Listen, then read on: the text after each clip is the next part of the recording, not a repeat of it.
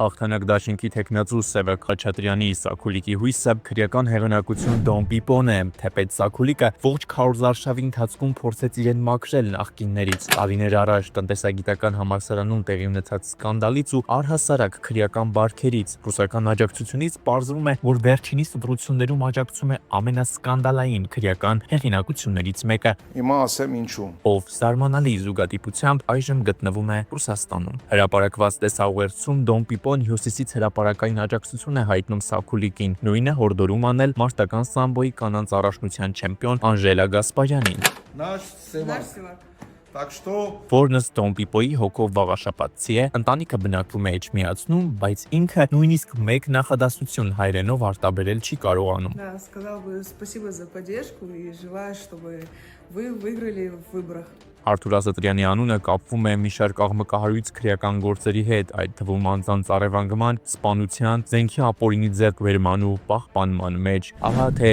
ում հույսին է մնացել քոչարյանասերժական համատեղ թեկնածու Սևակ Խաչատրյանը։ Հավանիր տեսանյութը եւ բաժանորդագրվիր նորությունները բաց չթողնելու համար։